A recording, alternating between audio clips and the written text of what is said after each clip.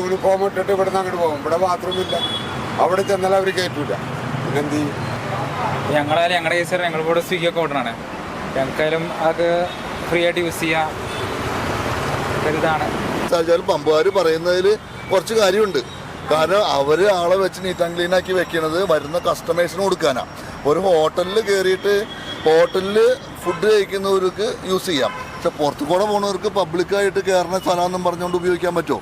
നിർണായക ഉത്തരവുമായി ഹൈക്കോടതി എത്തിയിരിക്കുകയാണ്. പെട്രോൾ പമ്പിലെ ശുചിമുറികൾ ഇനി മുതൽ എല്ലാ ഉപഭോക്താക്കൾക്കും ഉപയോഗിക്കാനാകില്ല, പൊതുജനങ്ങൾക്ക് ഉപയോഗിക്കാനാവില്ല, ഉപഭോക്താക്കൾ മാത്രമേ ഉപയോഗിക്കാനാകൂ എന്ന നിർണായക ഉത്തരവാണ് എത്തിയിരിക്കുന്നത്. ഈ വിഷയത്തിൽ ജനങ്ങളുടെ അഭിപ്രായം എന്താണ് നമുക്ക് അവരോട് തന്നെ ചോദിച്ചറിയാം. സ്ത്രീകൾക്ക് ഇവർക്ക് ഭയങ്കര ബുദ്ധിമുട്ടാണ്. കാരണം യാത്ര ചെയ്യുമ്പോൾ എല്ലായിടത്തും വിശ്വസിച്ച് നമുക്ക് കയറാൻ പറ്റിയതല്ല. പെട്രോൾ പമ്പ് എന്ത് പൊതു സ്ഥലമുണ്ട്, അതില്ല ഒരു പ്രൈവറ്റായിട്ട് നമുക്ക് യൂസ് ചെയ്യാം. ഞങ്ങളായാലും ഞങ്ങളുടെ കേസ് ഞങ്ങളിവിടെ സ്വിഗ്ഗി ഒക്കെ ഓർഡറാണ്.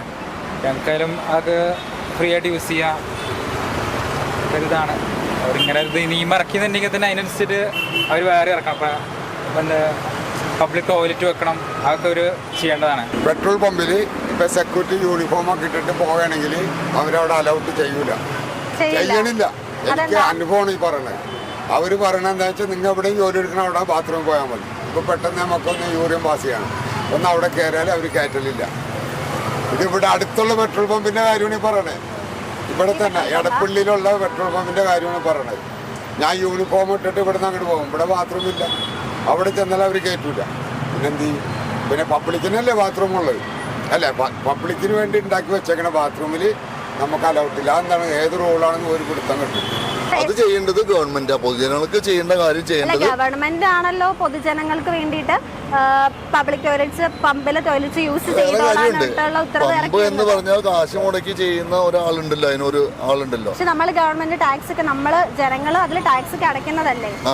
ജനങ്ങൾ ടാക്സ് അടയ്ക്കേണ്ട പൈസ ഗവൺമെന്റ് ഉപയോഗിക്കേണ്ടത്, പമ്പുകാരല്ലല്ലോ. പമ്പുകാർ ടാക്സ് കൊടുക്കണ്ടല്ലോ. ഗവൺമെന്റ് സപ്പോർട്ട് ചെയ്താണ് സംസാരിച്ചത്. പക്ഷെ ഗവൺമെന്റ് സപ്പോർട്ട് ചെയ്ത് സംസാരിച്ചാലും പമ്പുകാർ പറയുന്നതിൽ കുറച്ച് കാര്യമുണ്ട്.